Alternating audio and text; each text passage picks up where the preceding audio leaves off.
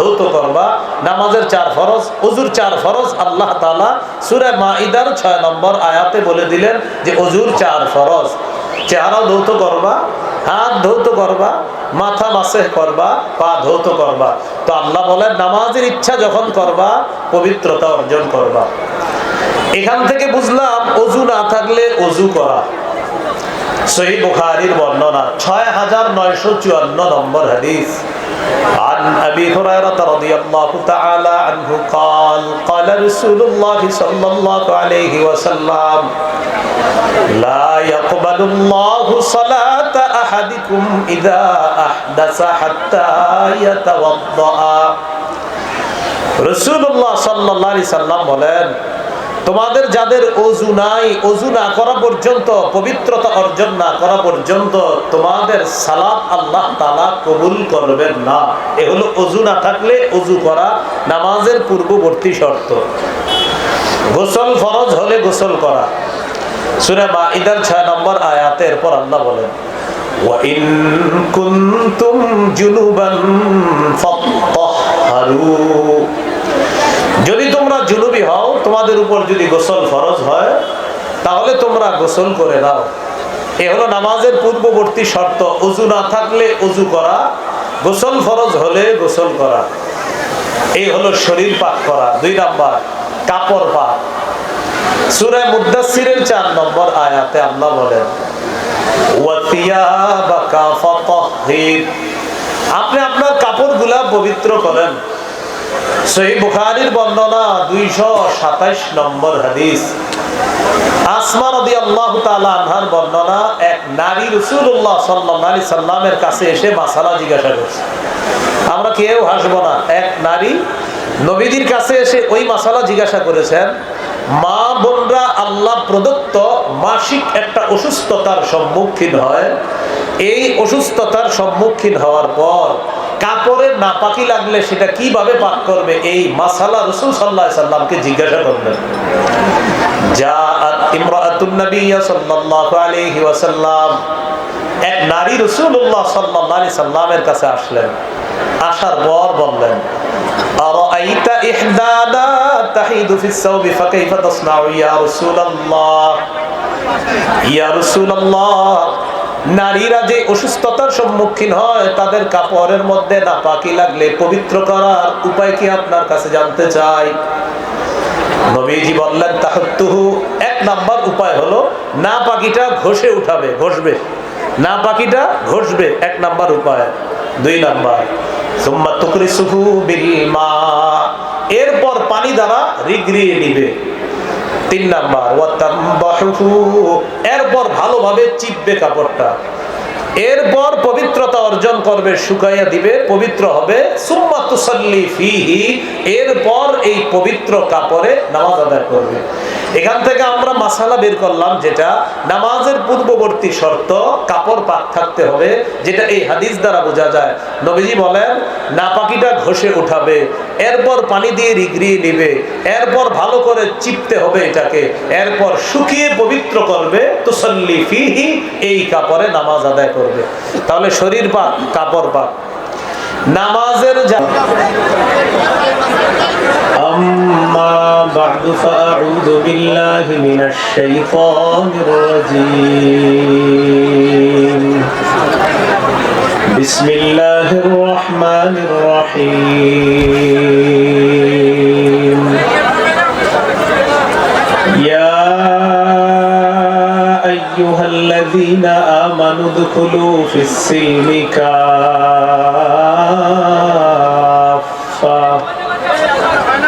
ওয়া লা তাত্তাবি'উ খুতুওয়াতিশ শাইতান ইন্নাহু লাকুম আদুউম মুবিন। আল্লাহুম্মা সাল্লি আলা মুহাম্মাদিন ওয়া আলা আলি মুহাম্মাদ কামা সাল্লাইতা আলা ইব্রাহিম ওয়া আলা আলি ইব্রাহিম ইন্নাকা হামিদুম مجيد اللهم بارك على محمد وعلى آل محمد كما باركت على إبراهيم وعلى آل إبراهيم إنك حميد مجيد اللهم إني أعوذ بك من شر لساني ومن شر سمعي ومن شر بصري ومن شر مني মাইক মেন ভাই মনিটর লাগবে না মনিটর বন্ধ করে দেন মাইকের আওয়াজ বাড়ান না মাল্টি ফায়ার্স লিমিটেডের উদ্যোগে নবম বার্ষিক তাফসীরুল কোরআন মাহফিলে গুরুত্বপূর্ণ আলোচনা করেছেন মাওলানা আব্দুল হাই মোহাম্মদ সাইফুল্লাহ ভাই আলোচনা করবেন খতিব মসজিদুল জুমা কমপ্লেক্স পল্লবী মিরপুর ঢাকা গুরুত্বপূর্ণ আলোচনা করেছেন হাফেজ মাওলানা কারি আব্দুর রহিম আল মাদানী খতিব বোর্ড বাজার কেন্দ্রীয় জামে মসজিদ গাজীপুর প্রধান অতিথি মোহাম্মদ শওকত হোসেন সরকার সভাপতি গাজীপুর মহানগর বিএনপি সভাপতি ডাক্তার মেজবা ফারুকি ব্যবস্থাপনা পরিচালক মাল্টিফ্যাক্স লিমিটেড উপস্থিত হযরত উলামায়ে কেরাম মুসলমান ভাইরা পর্দার আড়ালে অবস্থানরতা শ্রদ্ধেয় মা বোনেরা আল্লাহ তাআলার দরবারে শুকরিয়া আদায় করছি আল্লাহ আমাদেরকে এই মাহফিলে উপস্থিত হওয়ার তৌফিক দান করেছেন বলি আলহামদুলিল্লাহ আমার আলোচনার আলোচ্য বিষয় হলো সূরা বাকারা 208 নম্বর আয়াত এই আয়াতে কারিমা আমি আপনাদের সামনে তেলাওয়াত করেছি আল্লাহ তাআলা বলেন ইয়া আইয়ুহাল্লাযীনা আমানু হে ঈমানদারগণ ঈমান কাকে বলে সহিহ বুখারীর বর্ণনা 4777 নম্বর হাদিস জিবরিল আমিন রাসূলুল্লাহ সাল্লাল্লাহু আলাইহি সাল্লামকে প্রশ্ন করেছেন মাল ঈমানু ইয়া রাসূলুল্লাহ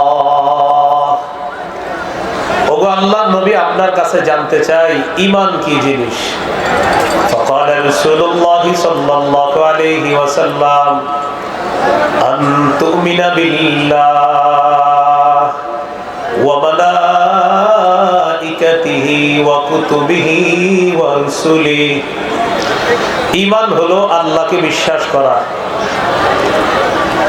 ওয়া মালাইকাতিহি ফেরেশতাদেরকে বিশ্বাস করা ওয়া কুতুবিহি আল্লাহর আসমানি কিতাবগুলা বিশ্বাস করা ওয়া রুসুলিহি আল্লাহর রাসূলদেরকে বিশ্বাস করা ওয়া লিকাইহি আল্লাহর সাথে সাক্ষাৎ হবে এই সাক্ষাৎটা বিশ্বাস করা ওয়া তুমিনা বিল বাসিল আখির পুনরুত্থান হবে আল্লাহ তাআলা আবার আমাদেরকে পুনরুত্থান করবেন হিসাব নেবেন এটাকে বিশ্বাস করা এটার নাম হলো ঈমান তো আল্লাহ তাআলা বলেন ইয়া আইয়ুহাল্লাযীনা আমানু হে ঈমানদারগণ উদখুলু ফিস সিলমি কাফা তোমরা পরিপূর্ণ রূপে ইসলামে প্রবেশ করো ইসলামে পরিপূর্ণ রূপে প্রবেশ করার হুকুম করেছেন আল্লাহ ইসলামে পরিপূর্ণ রূপে প্রবেশ করেছি কিনা এটা বোঝার জন্য 5টি আলামত আছে কয়টি 5টি আলামত 1 নম্বর আত্মসমর্পণ 2 নম্বর ইখলাস 3 নম্বর বিশুদ্ধ আকীদা 4 নম্বর উত্তম চরিত্র 5 নম্বর লেনদেনে স্বচ্ছ থাকা আমি আবার বলছি সূরা বাকারার 208 নম্বর আয়াতে আল্লাহ তাআলা বলেন হে ঈমানদারগণ পরিপূর্ণ রূপে ইসলামে প্রবেশ করো ইসলামে পরিপূর্ণ রূপে প্রবেশ করেছি কিনা পরিপূর্ণ রূপে ইসলাম পালন করতে চাই কিনা এটা বোঝার জন্য কয় আলামত 1 নম্বর আলামত আত্মসমর্পণ করা আত্মসমর্পণ কাকে বলে? আত্মসমর্পণের আরবি হলো ইসলাম, বাংলা হলো আত্মসমর্পণ করা। সূরা বাকারার 131 132 নম্বর আয়াতে আল্লাহ বলেন, ইয ক্বালা লাহু রাব্বুহু আসলিম ক্বালা আসলামতু লিরাব্বিল আলামিন। ওই সময়কে স্মরণ করুন যখন ইব্রাহিম আলাইহিস সালাতু ওয়াস সালামকে তার রব বললেন আত্মসমর্পণ করেন। ইব্রাহিম নবী বললেন, আমি বিশ্ব জগতের রব আল্লাহর কাছে আত্মসমর্পণ করলাম। ওয়াওয়াসা বিহা ইব্রাহিম বানিহি ওয়া ইয়াকুব ইয়া বানিয়া ইন্নাল্লাহা আসতাফা লাকুমুদ-দীন ফালা তামুতুন্না ইল্লা ওয়া আনতুম মুসলিমুন। ইব্রাহিম নবী, ইয়াকুব নবী তার সন্তানদেরকে ওসিয়ত করেছেন, হে প্রিয় সন্তান, আল্লাহ তাআলা তোমাদের জন্য দ্বীন নির্বাচন করেছেন। তোমরা মুসলমান না হয়ে মরো না, মুসলমান না হয়ে মরবা না। আল্লাহ যে দ্বীন নির্বাচন করেছেন, এটা কোন দ্বীন? সূরা আলী ইমরানের 19 নম্বর আয়াতে আল্লাহ বলেন, ইন্নাদ-দীনা ইনদাল্লাহিল ইসলাম। আল্লাহর কাছে একমাত্র দ্বীন হলো ইসলাম। ইসলাম ছাড়া কেউ যদি অন্য কোনো কিছুকে দ্বীন হিসাবে গ্রহণ করে, এটা গ্রহণযোগ্য হবে না। সূরা আলী ইমরানের 85 নম্বর আয়াতে আল্লাহ বলেন, وَمَن يَبْتَغِ غَيْرَ الْإِسْلَامِ دِينًا فَلَن يُقْبَلَ مِنْهُ। যে ব্যক্তি ইসলাম ছাড়া অন্য কোনো কিছুকে দ্বীন হিসাবে গ্রহণ করে, কামনা করবে, ফালাই ইউকবালা, এটা কিছুতেই গ্রহণ করা হবে না, গ্রহণযোগ্য হবে না। ওয়া হুয়া ফিল আখিরাতি মিনাল খাসিরিন, সে ব্যক্তি আখিরাতে ক্ষতিগ্রস্তদের অন্তর্ভুক্ত হবে। বলি নাউযুবিল্লাহ। প্রিয় ভাইরা, ইসলামে পরিপূর্ণ আছি কিনা, চাই কিনা পালন করতে কয় আলামত? 5। 1 নম্বর আত্মসমর্পণ করা। আত্মসমর্পণ করার আরবি হলো ইসলাম। ইসলাম মানে আত্মসমর্পণ করা, আল্লাহর সমস্ত হুকুম, আদেশ, নিষেধ এগুলাকে মেনে নেওয়া। এবার ইসলামের সংক্ষিপ্ত একটা পরিচয় হাদিস থেকে জেনে নেই। সহিহ বুখারীর 4777 নম্বর হাদিস আর সহিহ মুসলিমের 8 নম্বর হাদিস, এই দুই হাদিস মিলিয়ে একটি হাদিস বলি, শোনেন। জিবরিল আমিন রাসূল সাল্লাল্লাহু আলাইহি সাল্লামকে প্রশ্ন করলেন, মাল ইসলামু ইয়া রাসূলুল্লাহ, ওগো আল্লাহর রাসূল, ইসলাম কি জিনিস? فقال رسول الله صلى الله عليه وسلم أن تشهد أن لا إله إلا الله وأن محمدا رسول الله। ইসলাম হলো তুমি এই সাক্ষ্য দেওয়া আল্লাহ ছাড়া কোনো ইলাহ নাই, মুহাম্মদ সাল্লাল্লাহু আলাইহি সাল্লাম আল্লাহর রাসূল। এটা মুসলিমে আছে আর বুখারীতে আছে। আনতা আবুদাল্লাহ ওয়া লা তুশরিকা বিহি শাইআ।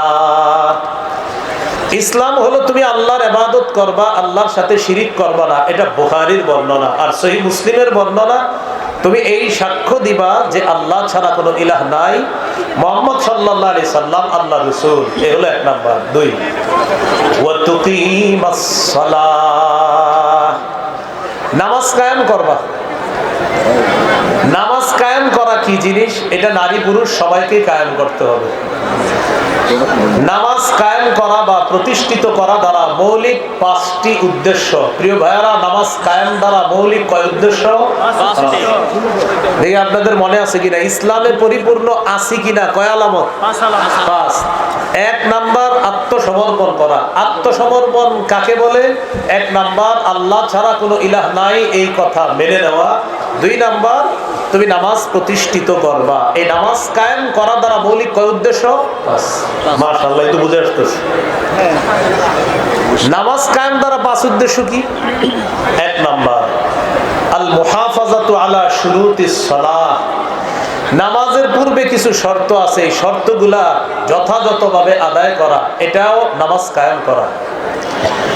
নামাজ আদায়ের পূর্বে কি কি শর্ত আছে? যেমন শরীর পাক করা। সূরা মাইদার 6 নম্বর আয়াতে আল্লাহ বলেন, ইয়া আইয়ুহাল্লাযীনা আমানু ইযা কুমতুম ইলাস সালাহ ফাগসিলু ওয়ুজুহাকুম ওয়া আইদিয়াকুম ইলাল মারাফিক ওয়ামসাহু বিরুউসিকুম ওয়া আরজুলাকুম ইলাল কা'বাইন। হে ঈমানদারগণ, যখন তোমরা নামাজের ইচ্ছা করো, চেহারা ধৌত করবা, 2 হাত ধৌত করবা, মাথা মাসেহ করবা, আর 2 পা ধৌত করবা। নামাজের 4 ফরজ, ওযুর 4 ফরজ আল্লাহ তাআলা সূরা মাইদার 6 নম্বর আয়াতে বলে দিলেন যে ওযুর 4 ফরজ। চেহারা ধৌত করবা, হাত ধৌত করবা, মাথা মাসেহ করবা, পা ধৌত করবা। তো আল্লাহ বলেন নামাজের ইচ্ছা যখন করবা পবিত্রতা অর্জন করবা। এখান থেকে বুঝলাম ওযু না থাকলে ওযু করা। সহিহ বুখারীর বর্ণনা 6954 নম্বর হাদিস। عن أبي هريرة رضي الله تعالى عنه قال قال رسول الله صلى الله عليه وسلم لا يقبل الله صلاة أحدكم إذا أحدث حتى يتوضأ। রাসূলুল্লাহ সাল্লাল্লাহু আলাইহি সাল্লাম বলেন, তোমাদের যাদের ওযু নাই, ওযু না করা পর্যন্ত, পবিত্রতা অর্জন না করা পর্যন্ত তোমাদের সালাত আল্লাহ তাআলা কবুল করবেন না। এ হলো ওযু না থাকলে ওযু করা, নামাজের পূর্ববর্তী শর্ত। গোসল ফরজ হলে গোসল করা। সূরা মাইদার 6 নম্বর আয়াতে এরপর আল্লাহ বলেন, ওয়া ইন কুনতুম জুনুবান ফাত্তাহহারু। যদি তোমরা জুনুবি হও, তোমাদের উপর যদি গোসল ফরজ হয়, তাহলে তোমরা গোসল করে নাও।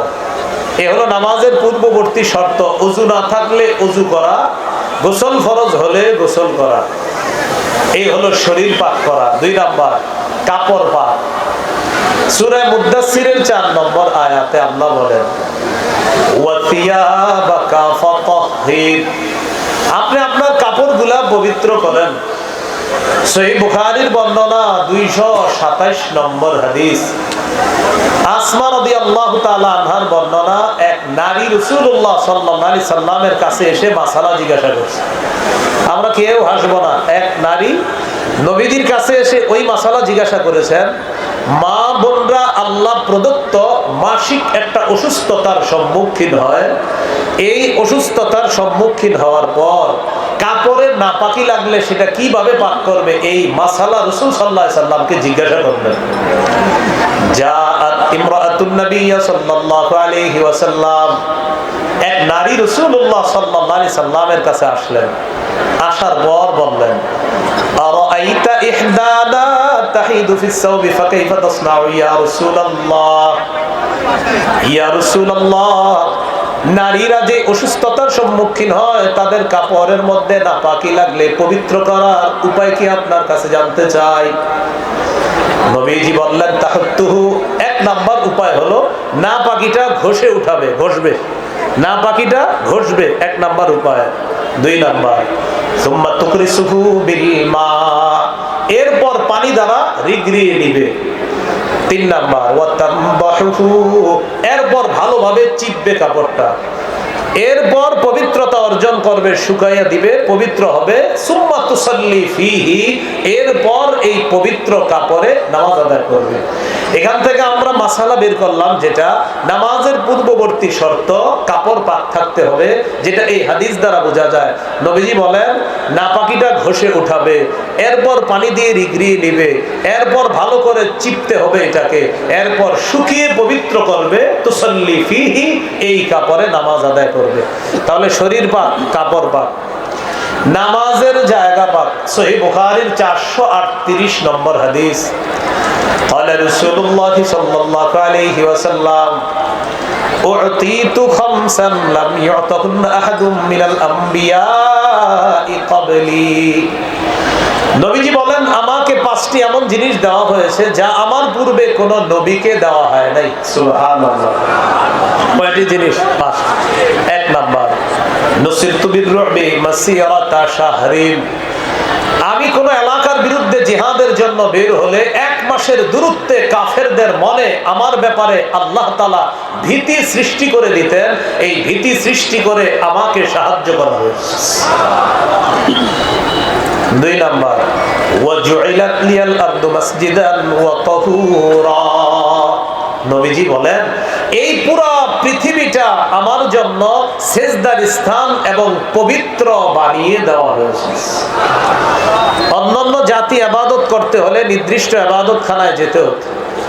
নবীজি বলেন আমার উম্মতের নামাজের সময় হওয়া মাত্র সে যেখানে আছে সেখানে নামাজ আদায় করে নিবে। ওই মাটিটাই তার জন্য সেজদার জায়গা। নামাজ পড়বে, আল্লাহ তাআলা তার নামাজ কবুল করবে। এখান থেকে বুঝলাম পুরা জমিনটা আমাদের জন্য পবিত্র। এটা আমরা অপবিত্র করি, এটা অপবিত্র করব না, এটা পবিত্র রাখার চেষ্টা করা। এ হলো 2 নাম্বার। 3 নাম্বার, ওয়া উহিল্লাত লিয়াল গনাইম। গনিমতের মাল আমার জন্য বৈধ করা হয়েছে। অতীতের জাতি জিহাদ করার পর যুদ্ধলব্ধ সম্পদ তাদের জন্য বৈধ ছিল না। আমার উম্মত জিহাদ করবে, আমার উম্মত জিহাদে যে যুদ্ধলব্ধ গনিমতের সম্পদ পাবে এটা তাদের জন্য আল্লাহর পক্ষ থেকে বৈধ করে দেওয়া হয়েছে। 4 নাম্বার, ওয়া কানা নাবিয়্যু ইউবাসু ইলা কওমিহি খাসাতান ওয়া বুইসতু ইলান নাসি কাফা। নবীজি বলেন অতীতের সব নবীকে বিশেষ জাতির কাছে পাঠানো হয়েছে, আমাকে সারা পৃথিবীর সবার কাছে নবী হিসাবে পাঠানো হয়েছে। 5 নাম্বার, ওয়া উতিতুশ শাফাআ। এই অনুবাদটা আমার সাথে সবাই মিলে একটু করে চলেন, বলেন আমাকে সার্বজনীন সুপারিশ করার অনুমতি প্রদান করা হয়েছে, যা আমি কিয়ামতের ময়দানে সবার জন্য আল্লাহর কাছে সুপারিশ করে বিচার ব্যবস্থা কায়েম করার চেষ্টা করব। বিচার ব্যবস্থাটা শুরু হবে না, আমাদের নবী সার্বজনীন একটা সুপারিশ করবে, আল্লাহ বিচারটা শুরু করেন, তখন আল্লাহ তাআলা নবীর সুপারিশে বিচার শুরু করবে। এই 5টার মধ্যে একটা হলো পুরা পৃথিবী পবিত্র, পুরা জমিনটা পবিত্র। তাহলে শরীর পাক, কাপড় পাক, নামাজের জায়গা পাক, সতর ঢাকা, সতর ঢেকে সালাত আদায় করা। সূরা আরাফের 31 নম্বর আয়াতে আল্লাহ বলেন ইয়া বানি আদামা খুযু যিনাতাকুম ইনদা কুল্লি মসজিদ। হে আদম সন্তান, প্রত্যেক নামাজের সময় বেশভূষা ধারণ করো, সুন্দর পোশাকে তোমরা সালাত আদায় করো। এই জন্য শরীর পাক, কাপড় পাক, নামাজের জায়গা পাক, সতর ঢাকা, এটাও নামাজের একটা শর্ত। 5 নাম্বার একটা শর্ত হলো কিবলামুখী হওয়া। সূরা বাকারা 149 নম্বর আয়াতে আল্লাহ বলেন وَمِنْ حَيْثُ خَرَجْتَ فَوَلِّ وَجْهَكَ شَطْرَ الْمَسْجِدِ الْحَرَامِ وَحَيْثُ مَا كُنْتُمْ فَوَلُّوا وُجُوهَكُمْ شَطْرَهُ। নবীজি 17-18 মাস বাইতুল মুকাদ্দাসের দিকে ফিরে নামাজ পড়ে, কিন্তু নবীর মন চায় আহারে কিবলাটা যদি কাবার দিকে হতো, এটা নবীর মন চায়, আর খালি আকাশের দিকে তাকায়।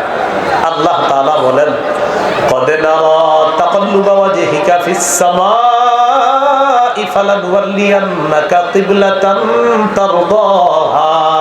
নবী, আপনি যে বারবার আকাশের দিকে কেন তাকান আমি জানি। আপনি আমার দিকে তাকায় থাকেন যেন আমি কিবলাটা পরিবর্তন করে কাবার দিকে করি। আমি তো জানি আপনি বারবার উপরের দিকে চেহারা কেন উঠাইতেছেন। ঠিক আছে, ফালানুওয়াল্লিয়ান্নাকা কিবলাতান তারদাহা, আপনার পছন্দ অনুযায়ী ওই কাবাকে আমি আল্লাহ আবার কিবলা বানায় দিব। সুবহানাল্লাহ। 2 রাকাত নামাজ নবীজি পড়ে ফেলছে, 4 রাকাত ওয়ালা নামাজের 2 রাকাত পড়ে ফেলছে। জিবরিল আমিন আয়েশা বলতেছি ইয়া রাসূলুল্লাহ, বাস কিবলা পরিবর্তন হয়ে গেছে, বাকি 2 রাকাত কাবার দিকে ফিরে পড়ে গেছে।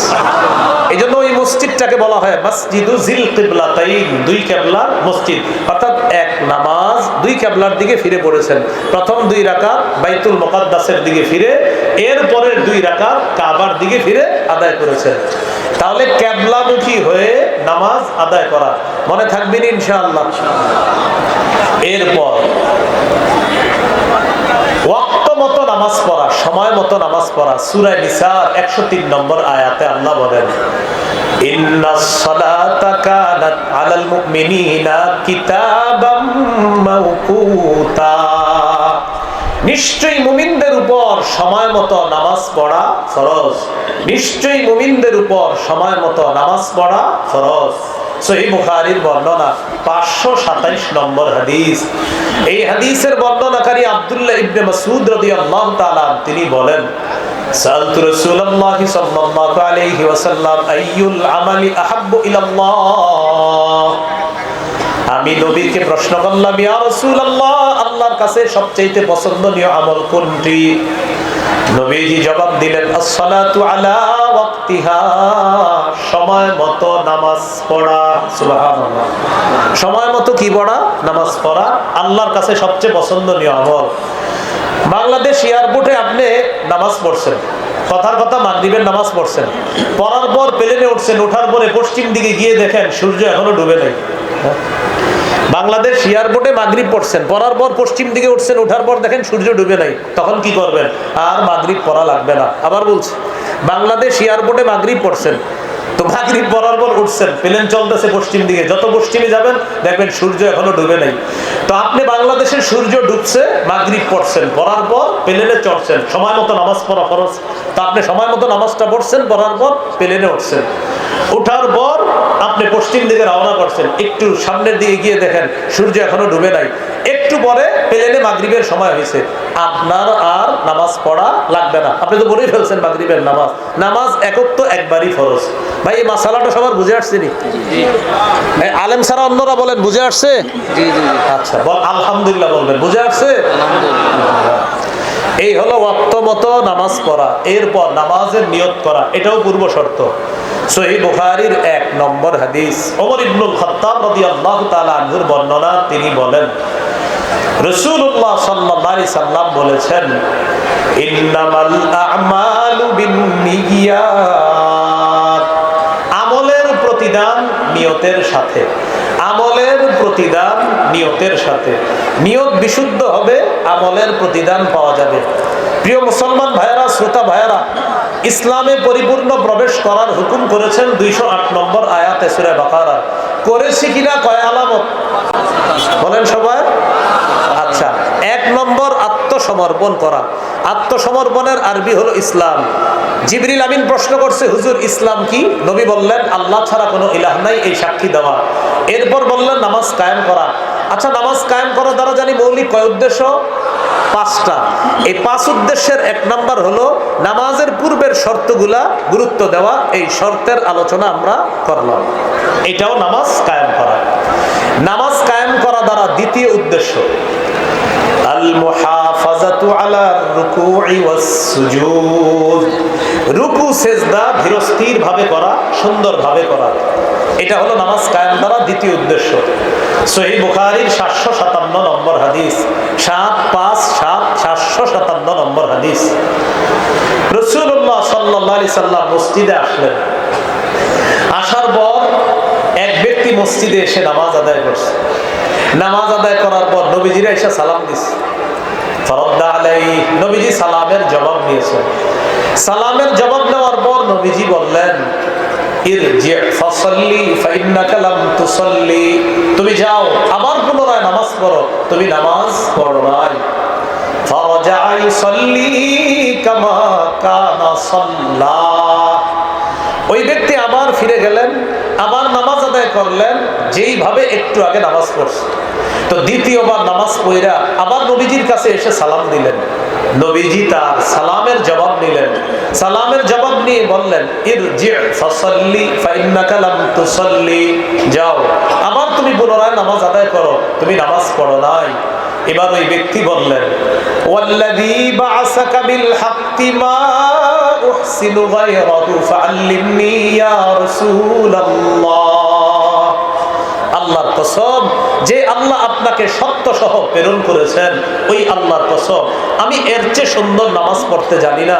ইয়া রাসূলুল্লাহ, এর চেয়ে সুন্দর নামাজ যদি আমি এর চেয়ে ভালো জানি না, হুজুর এর চেয়ে ভালো থাকলে আমাকে আপনি শিখিয়ে দেন। এতটুকু বুঝে আসছে সবার? এক ব্যক্তি বারবার নামাজ পড়তেছে, তো নবীজি বললেন তুমি আবার পড়ো। তিনি বললেন হুজুর এর চেয়ে ভালো পড়তে পারি না, আপনি আমাকে শিখাইয়া দেন। এবার নবী এক রাকাত নামাজ শিখাইয়া দিচ্ছে। ইযা কুমতা ইলাস সালাহ ফাকাব্বির, যখন তুমি নামাজের ইচ্ছা করবা আল্লাহু আকবার বলে তুমি হাত বাঁধবা। বাঁধার পর সানা পড়বা, পড়ার পর সূরা ফাতিহা পড়বা, পড়ার পর সুম্মা ক্রা মা তায়াসসারা মাআকা মিনাল কুরআন, কোরআনের যেখান থেকে সহজ সেখান থেকে তুমি তেলাওয়াত করবা। করার পর সুম্মা রুকা, এরপর তুমি রুকু করবা। রুকুতে কিভাবে তুমি থাকবা? হাত্তা তাতমাইন্না রাকিআ, ধীরস্থির ভাবে তুমি রুকু করবা। সুম্মা রফা রাসাকা মিনার রুকু, এরপর রুকু থেকে মাথা উঠাইবা। অনেক মুসল্লি দেখবেন বাঁকা হয়ে থাকে, মাথা উঠায় বাঁকা হয়ে থাকে, বাঁকা হয় না। নবীজি বললেন তুমি দাঁড়ায়া এমন ভাবে দাঁড়াবা হাত্তা তা'তাদিলা কাইমা, সোজা হয়ে তুমি দাঁড়াবা। দাঁড়ানোর পর এরপর সুম্মাসজুদ, তুমি সিজদা করবা। হাত্তা তাতমাইন্না সাজিদা, ধীরস্থির ভাবে সিজদা করবা। এরপর দুই সিজদার মাঝখানে তুমি ধীরস্থির ভাবে বসবা। এরপর আরেক সিজদা করবা, ধীরস্থির ভাবে করবা। নবীজি বলেন এই হলো তোমার এক রাকাত নামাজ। এইভাবে সারা জীবন তুমি যত রাকাত নামাজ পড়বা, এই রাকাতটার মতো পড়বা, তাহলে এটা নামাজ হবে, আর এই নামাজের সওয়াব আল্লাহ দান করবে। তাহলে নামাজ কায়েম করা দ্বারা দুই নাম্বার উদ্দেশ্য কি ভাই? রুকু সেজদা ধীরস্থির ভাবে করা। বলেন ইনশাআল্লাহ। একটি হাদিস শোনায় আপনাদেরকে, যেটা আমলের প্রতি আগ্রহী করে তুলবে আমাদেরকে। সহিহুল জামে হাদিসের কিতাব 1671 নম্বর হাদিস। এই হাদিসের মধ্যে আছে আন আব্দুল্লাহ ইবনে উমর রাদিয়াল্লাহু তাআলা আনহুমা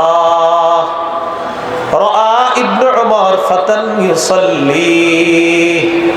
আব্দুল্লাহ ইবনে উমর রাদিয়াল্লাহু তাআলা আনহুমা দেখলেন এক যুবক নামাজ পড়তেছে। আবার বলছি, আব্দুল্লাহ ইবনে উমর দেখলেন এক যুবক নামাজ পড়তেছে। তো তার নামাজ দেখে আব্দুল্লাহ ইবনে উমর রাদিয়াল্লাহু তাআলা আনহুমা দেখেন লম্বা সময় নামাজে দাঁড়িয়ে থাকে, কিন্তু রুকু সেজদাটা লম্বা সময় করে না। রুকু সেজদা দাঁড়ানোর চাইতে একটু তাড়াতাড়ি রুকু করে, একটু তাড়াতাড়ি সেজদা করে। তো আব্দুল্লাহ ইবনে উমর রাদিয়াল্লাহু তাআলা আনহুমা বললেন আইয়ুকুম ইয়ারিফুহু, তোমাদের মধ্যে কেউ আছো এই যুবককে চিনে? এক ব্যক্তি জবাব দিয়ে বললেন আমির ও আব্দুল্লাহ ইবনে উমর আরিফুহু, আমি তাকে চিনি।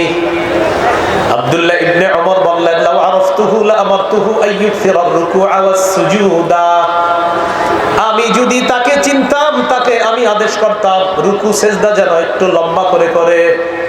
সে যেইভাবে লম্বা সময় নামাজে দাঁড়িয়ে থাকে, আমি তাকে চিনলে আমি তাকে বলতাম রুকু সেজদাটাও যেন সে একটু লম্বা করে করে। কেন?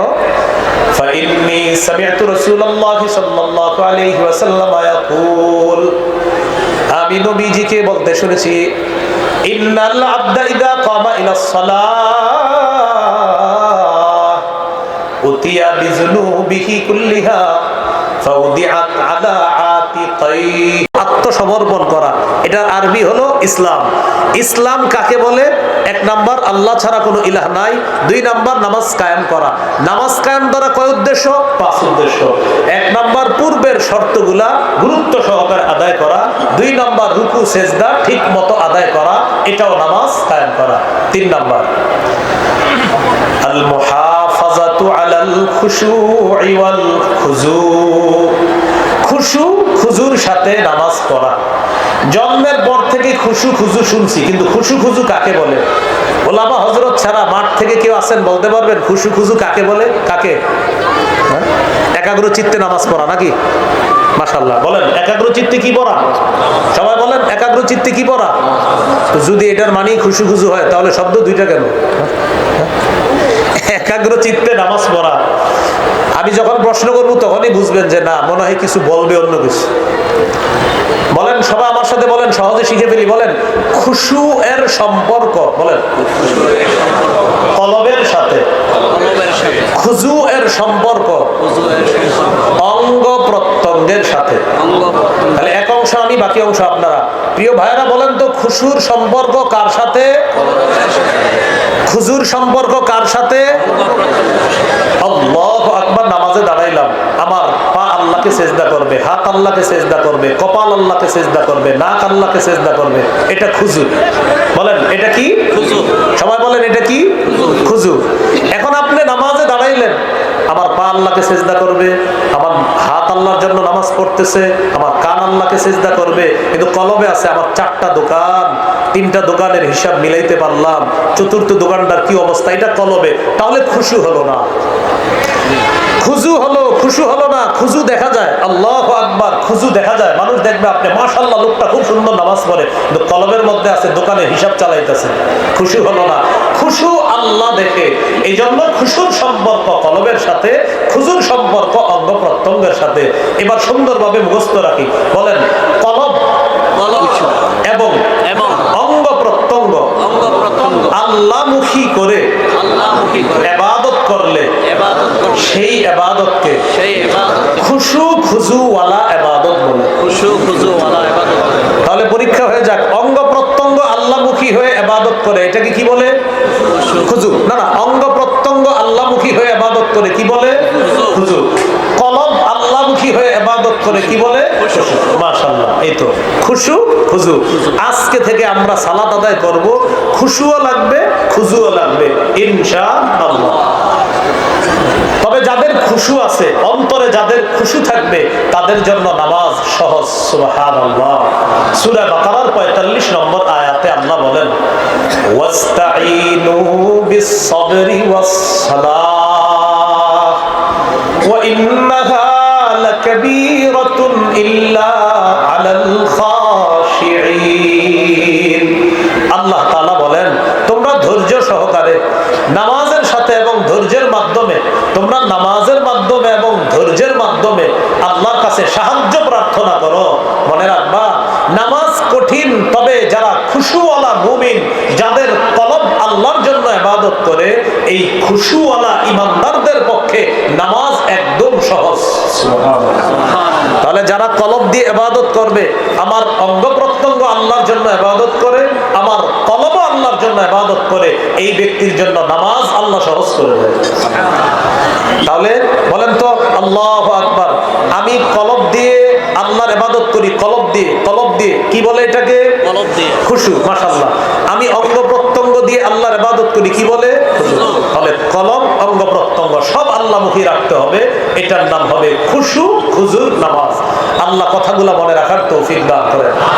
এই গেল নামাজ কায়েম করা দ্বারা তৃতীয় উদ্দেশ্য, খুশু খুজুর সাথে নামাজ পড়া। 4, পরিবারকে নামাজের হুকুম করা, এটাও নামাজ কায়েম করা। পরিবারকে নামাজের হুকুম করা, এটাও নামাজ কায়েম করা। সূরা তাহা 132 নম্বর আয়াত, 16 পারা, শেষ পৃষ্ঠা। হাফিজি কোরআন মাজিদ অনুযায়ী আল্লাহ বলেন ওয়া'মুর আহলাকা বিস-সালাত। নবী আপনি আপনার পরিবারকে নামাজের আদেশ করেন। পরিবারকে নামাজের কথা বলা, এর মানেও নামাজ কায়েম করা। নামাজ কায়েম দ্বারা 5 নম্বর উদ্দেশ্য, রাষ্ট্রের প্রতিটা মুসলমান যেন নামাজি হয়ে যায়, এই চেষ্টা করা, এটাও নামাজ কায়েম করা। রাষ্ট্রের প্রতিটি মুসলমান নামাজি হয়ে যেন যায়, এই দায়িত্ব 1 নম্বর রাষ্ট্রপ্রধানের। বলেন 1 নম্বর কার? বলেন পুরুষ রাষ্ট্রপ্রধানের। বলেন 1 নম্বর দায়িত্ব কার? পুরুষ রাষ্ট্রপ্রধান। সবাই বলেন কার? পুরুষ রাষ্ট্রপ্রধানের। বলেন যেই রাষ্ট্রপ্রধানের মধ্যে 4টি মৌলিক গুণ থাকবে। 4টি মৌলিক গুণ থাকবে, এমন একজন শাসক আল্লাহর কাছে আমরা চাই। এমন একজন শাসক আল্লাহর কাছে আমরা চাই। সূরা হজের 41 নম্বর আয়াতে আল্লাহ বলেন আল্লাযীনা ইম্মাক্কান্নাহুম ফিল আরদি আকামুস সালাহ ওয়া আতাউয যাকাতা ওয়া আমারু বিল মা'রুফি ওয়া নাহাউ আনিল মুনকার। আল্লাহ তাআলা বলেন যাদেরকে আমি জমিনের ক্ষমতায় বসাই, রাষ্ট্রীয় ক্ষমতায় বসাই, তাদের মৌলিক কাজ 4টি। 1 নাম্বার আকামুস সালাত, তারা রাষ্ট্রীয়ভাবে নামাজ কায়েম করবে। 2 নাম্বার আতাউয যাকাত, রাষ্ট্রীয়ভাবে তারা যাকাতের বিধান চালু করবে। কিসের বিধান চালু করবে? যাকাতের বিধান। বলেন সুদ ভিত্তিক, বলেন সুদ ভিত্তিক রাষ্ট্র ব্যবস্থা শেষ পরিণতি ভিক্ষা করা। যাকাত ভিত্তিক রাষ্ট্র ব্যবস্থা শুভ পরিণতি ধনী হওয়া। প্রমাণ আফগানিস্তান। কারা বলেন? সবাই বলেন কারা? আফগানিস্তান আল্লাহকে অভিভাবক মানছে, তাই আল্লাহ তাদেরকে সফলতা দান করছে। আমরা বারবার এক তাগুত ছেড়ে আরেক তাগুত ধরি, তাই আমাদের ভাগ্যের পরিবর্তন হচ্ছে না। এই জন্য অভিভাবক নির্ধারণ করতে হবে, আমাদের অভিভাবক আল্লাহ। বারবার এক তাগুত ছেড়ে আরেক তাগুত ধরা মানে বৃষ্টি থেকে বাঁচার জন্য ঝর্ণার নিচে এসে দাঁড়ানোর মতো বোকার পরিচয় দেওয়া। এই জন্য অভিভাবক ঠিক করতে হবে। 3 পারা 2 নম্বর পৃষ্ঠা সূরা বাকারা 257 নম্বর আয়াতে আল্লাহ বলেন, আল্লাহু ওয়ালিয়ুল্লাযীনা আমানু, যারা ঈমানদার তাদের অভিভাবক আল্লাহ। ঈমানদারদের অভিভাবক কে? আল্লাহ।